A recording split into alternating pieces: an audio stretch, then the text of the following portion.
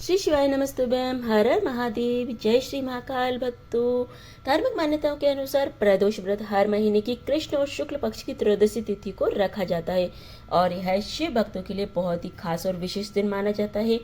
इस दिन व्रत के जो मुख्य रूप से पूजा का समय रहता है वह शाम के समय सूर्यास्त के 45 मिनट पहले और 45 मिनट बाद का समय रहता है, जब हम महादेव और माँ पार्वती की आराधना करते हैं। कहा जाता है कि इस समय की गई पूजा से महादेव बहुत जल्दी प्रसन्न हो जाते हैं और हमारे कष्टों का नाश करके हमारे सभी मनोकामनाओं को पूर्ण कर देते हैं। अगर आप भी शिव जी की कृपा पाना चाहते हैं, अपनी मनोकामनाओं की पूर्ति चाहते हैं, जीवन में सुख समृद्धि भरना चाहते हैं, तो आज आपको इस वीडियो को पूरा ज़रूर देखना है और वीडियो में बताई गई प्रदोष व्रत की तिथि शुभ मुहूर्त की सही जानकारी के अनुसार अपना व्रत और पूजा को पूर्ण करना है। इसके लिए आपको सबसे पहले जानना है, इस बार कृष्ण पक्ष की त्रयोदशी तिथि प्रारंभ हो रही है 29 सितंबर रविवार को दोपहर में 4:48 से और समाप्त होगी 30 सितंबर सोमवार को शाम को 7:06 पर। क्योंकि त्रयोदशी तिथि 2 दिन तक है, तो ऐसे में आपके मन में यह प्रश्न जरूर आता होगा कि व्रत किस दिन रखना है ज़्यादा सही होगा। तो भगवान शिव के भक्तों के लिए इस बार बहुत ही प्रसन्नता का अवसर है, क्योंकि इस बार प्रदोष व्रत 2 दिन रखा जाएगा, रविवार और सोमवार के दिन। रविवार के दिन यानी कि 29 सितंबर को रवि प्रदोष व्रत रखा जाएगा और यदि आप चाहें तो इस दिन व्रत रख सकते हैं, और यदि आप चाहें तो किसी भी कारणवश यदि इस दिन नहीं रख पा रहे हैं तो आप सोमवार को सोम प्रदोष व्रत भी रख सकते हैं, जो कि सोमवार के दिन 30 सितंबर के दिन रखा जाएगा। और यदि आपने भगवान शिव के प्रति अधिक भक्ति है और आप चाहते हैं कि आपको भगवान शिव की कृपा बहुत जल्दी मिले और आपकी सभी मनोकामनाएं बहुत जल्दी पूर्ण हो जाएं, तो आपको रवि और सोम दोनों प्रदोष व्रत रखना है। इस वीडियो में रवि और सोमवार के दिन प्रदोष काल के समय के बारे में भी बताएंगे। तो सबसे पहले रविवार के दिन आने वाले रहने वाले शुभ मुहूर्तों के बारे में जान लेते हैं। बहुत ही शुभ संयोग बन रहा है, तो इस मौके को जाने नहीं देना है। अगर आपकी कोई खास इच्छा है, मनोकामना है, तो आप इस दिन व्रत रखकर प्रदोष काल में भगवान शिव का पूजन जरूर कीजिए। 29 सितंबर रविवार को सूर्योदय का समय रहेगा वह 6:21 पर होगा और सूर्यास्त शाम को 6:12 पर रहेगा। ब्रह्म मुहूर्त सुबह 4:45 से लेकर 5:33 तक रहेगा। अभिजीत मुहूर्त सुबह 11:53 से लेकर दोपहर को 12:40 तक रहेगा। रविवार को पूरा दिन श्राद्ध योग बन रहा है। राहु काल दोपहर में 4:30 से लेकर 6 बजे तक रहेगा। रविवार के दिन प्रदोष काल का समय जो रहेगा वह 5:27 से लेकर 6:57 तक रहेगा।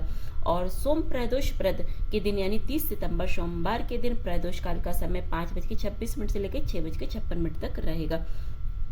इस दिन आप इस बात का विशेष ध्यान रखें कि शाम को 7 बजे तक त्रयोदशी तिथि रहेगी। उसके बाद चतुर्दशी तिथि प्रारंभ हो जाएगी, तो शाम की पूजा आपको 7 बजे से पहले जरूर कर लेना है।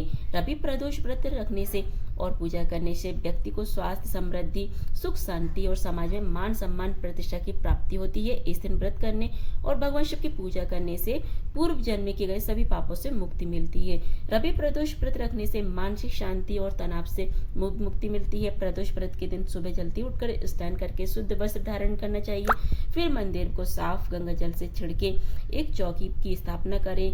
पूजा के लिए आपको धूप, दीप, चंदन, मौसमी फल, फूल, दूध से बनी मिठाई, बेलपत्र, भांग, धतूरा, जल का कलश, समी के पत्ते, माता पार्वती के लिए श्रृंगार की सामग्री की चढ़ाने की आवश्यकता होती है। इस दिन वैसे तो मिट्टी की शिवलिंग बनाकर आपको पूजा करनी चाहिए। अगर आपके घर में शिवलिंग है तो आप उसकी भी पूजा कर सकते हैं। और अगले दिन मिट्टी का शिवलिंग अगर आपने बनाया तो अगले दिन आप विसर्जन कर दीजिए। मिट्टी का शिवलिंग, बालू का, रेत का शिवलिंग बना लीजिए।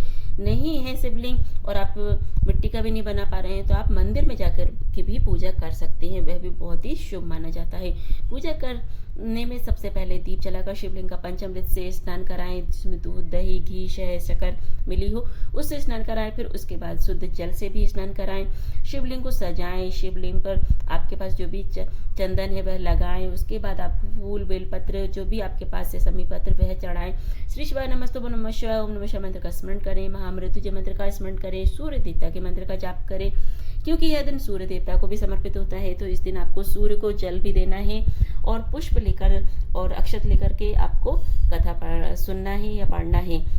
भोग प्रसाद जो भी आपने चलाया है तो वह आपको सब में बांट देना है, फिर आपको अपने लिए बचा लेना है। आरती करना है और शिवलिंग का आपको क्या करना है, जब आप शिवलिंग की आरती करें तो आपको चारों तरफ नहीं घूमना है, सिर्फ आधी ही आपको घूमना पड़ता है, क्योंकि हम शिवलिंग की पूरी परिक्रमा नहीं करते हैं, आधी परिक्रमा करते हैं। तो आपको आरती करते समय इस बात का भी ध्यान रखना है कि शिवलिंग की पूरी परिक्रमा नहीं की जाती है। इसके साथ ही यदि आपको आप जैसे व्रत रखते हैं तो प्रदोष व्रत में नमक का सेवन नहीं किया जाता है, तो आप इस दिन मौसमी फलों का सेवन कर सकते हैं, फलाहार कर सकते हैं। बस आपको नमक से परहेज करना है, इसमें आपको नमक ग्रहण नहीं करना है। अगर आप किसी बीमारी से परेशान हैं तो आप शाम की पूजा करने के बाद आप सेंधा नमक का उपयोग कर सकते हैं। लेकिन अगर संभव हो सके तो आप इस व्रत में नमक का सेवन ना करें, तभी आपका यह व्रत पूर्ण होता है।